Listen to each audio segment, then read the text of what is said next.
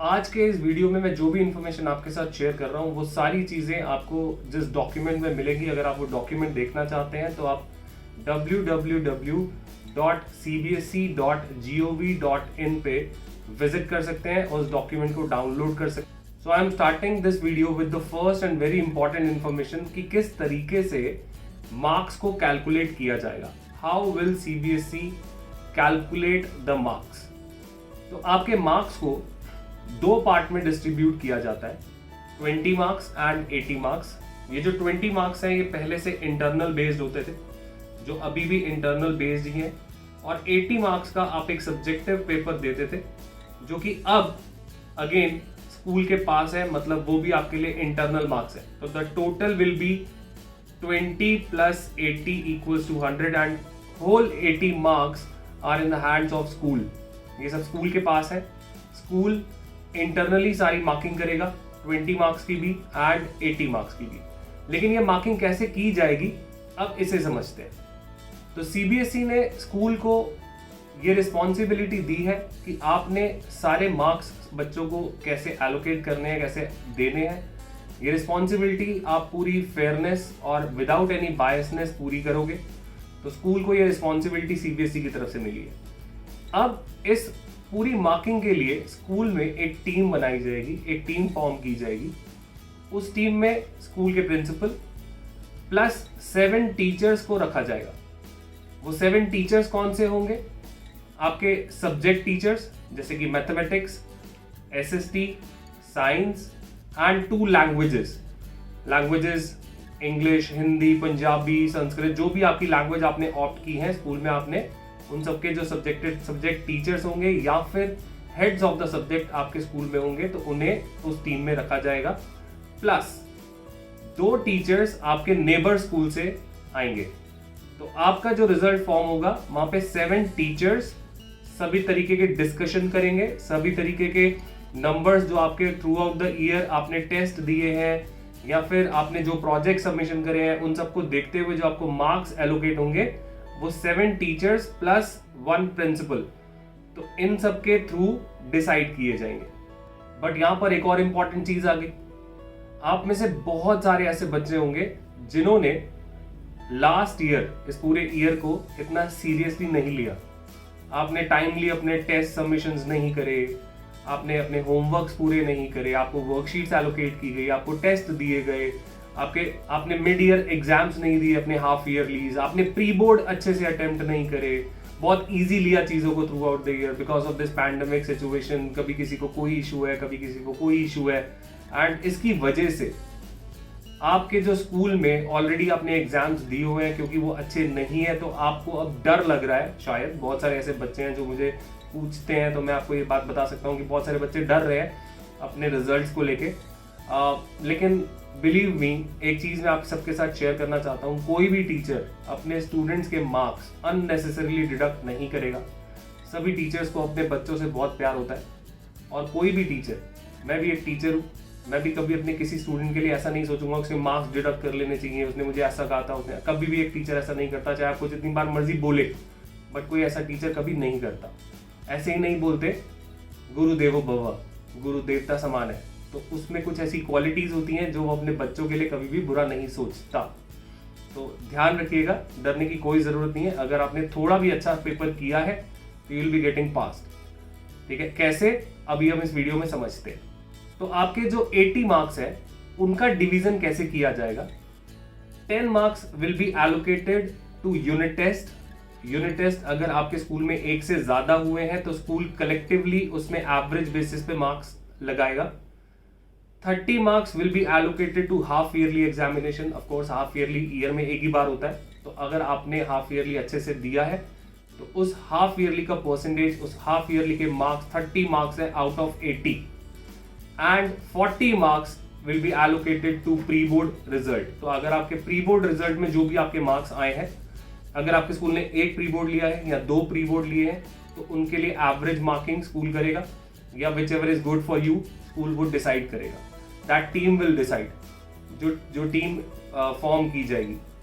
तो आपके जो मार्किंग होगी वो 10 + 30 + 40 that will be equal to 80 इस बेसिस पे की जाएगी। लेकिन आप में से बहुत सारे बच्चे ऐसे भी होंगे जिन्होंने वो यूनिट टेस्ट अटेम्प्ट नहीं करे, जिन्होंने वो हाफ ईयरलीज अटेम्प्ट नहीं करे, जिन्होंने प्री बोर्ड ही नहीं दिए कि हमारे बोर्ड के पेपर जब होंगे तब हम दे देंगे।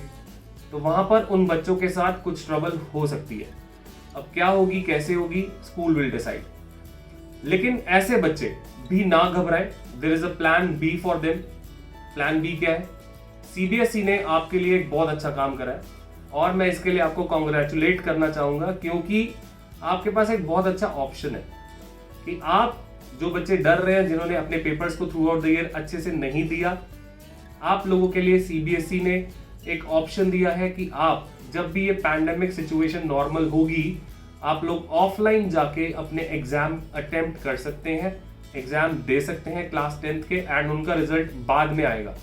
तो आपकी एक अलग से मार्कशीट बाद में तैयार हो सकती है अगर आप हैप्पी नहीं है अपने स्कूल की तरफ से जो आपको मार्क्स मिले हैं उनसे।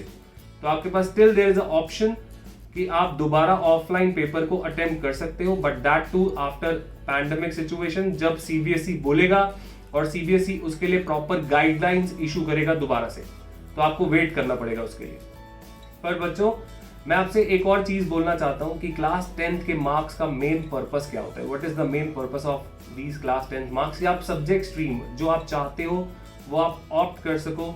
और आपको सीबीएसई ने एक और अच्छी चीज आपके लिए क्या की है कि आप में से किसी भी बच्चे के लिए, जिस बच्चे ने भी 10th में पास कर लिया है, स्कूल जब आपको मार्क्स एलोकेट करेगा, जब आपका रिजल्ट अनाउंस करेगा, तो अगर आपने अपने सब्जेक्ट्स को क्लियर कर लिया है तो आप कोई भी स्ट्रीम को ऑप्ट कर सकते हो, चाहे वो ह्यूमैनिटीज है, चाहे कॉमर्स है, और या फिर वो साइंस है।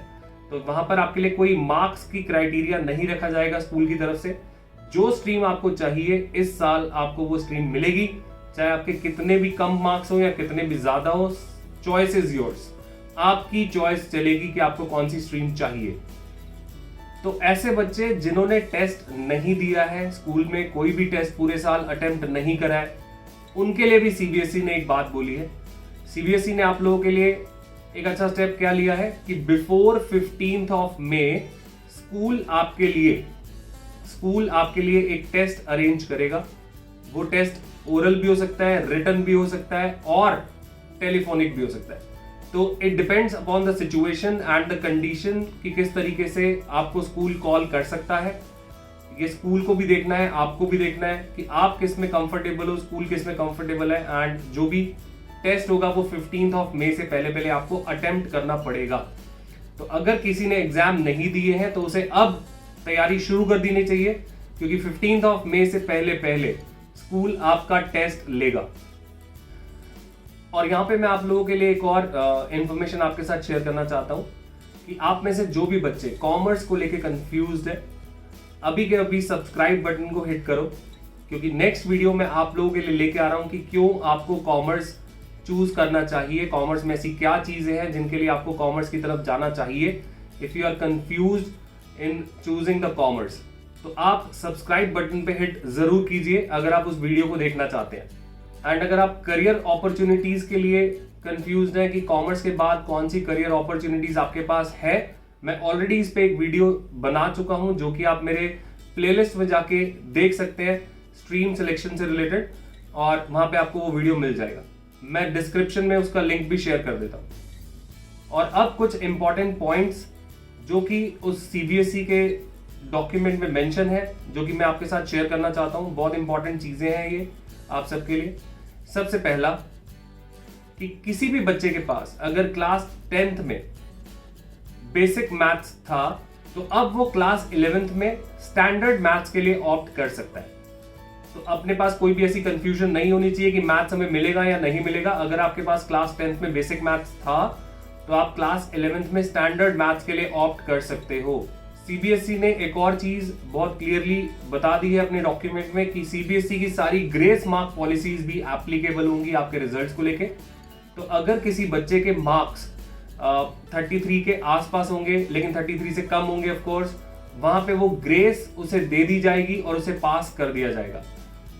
आपने थ्रू आउट द ईयर जो भी पेपर्स दिए हैं क्लास 10th में, अब आप उन पेपर्स को चैलेंज नहीं कर सकते, कोई रीवैल्यूएशन या फिर कोई रीचेकिंग नहीं किया जाएगा।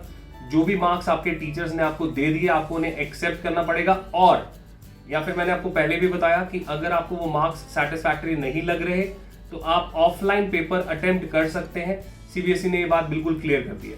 तो there will be no revaluation और no rechecking this year. Any stream is available for you, आपके पास चॉइस है। अगर आपने पास कर लिया एग्जाम तो साइंस, कॉमर्स, ह्यूमैनिटीज सब में से कोई भी स्ट्रीम आप ऑप्ट कर सकते हो। And one of the most important point जो कि पत्राचार एंड जो बच्चे प्राइवेट से अपीयर करते हैं उनके लिए, कि सीबीएसई ने कहा है कि उनसे रिलेटेड वो दोबारा से गाइडलाइंस इशू करेंगे और उन्हें इन्फॉर्म कर दिया जाएगा। They should wait for the further guidelines. तो उनके लिए भी सीबीएसई सोच रहा है कि किस तरीके से रिजल्ट प्रिपेयर करना है। So now I am sharing the dates which are important in the process of this result making. वो सारी डेट्स आपकी स्क्रीन पे आपके पास है। और अगर आपको वीडियो अच्छा लगा है तो प्लीज वीडियो को लाइक कीजिए, उसे शेयर कीजिए सभी 10th क्लास के स्टूडेंट्स के साथ, एंड कमेंट करके जरूर बताना कि अगर आपको कोई कंफ्यूजन है, आपको पास कोई डाउट, क्लैरिटी आपको चाहिए तो आप कमेंट बॉक्स में लिख सकते हैं। और अगर आपको वीडियो अच्छा लगा तो जरूर वीडियो को अप्रिशिएट करना मत भूलना कमेंट सेक्शन में। और सबसे इंपॉर्टेंट बात कि 20th जून को आपका रिजल्ट डिक्लेयर होगा। तो आप सब वेट कीजिए 20th जून की, जिस डेट पे आपके पास फाइनली अपनी मार्कशीट, अपने रिजल्ट डिक्लेयर करे जाएंगे। एंड आई एम श्योर कि आप सबके लिए रिजल्ट बहुत अच्छा होगा। All the best to you all, कि आपका रिजल्ट अच्छा हो। I really wish that. Thank you so much.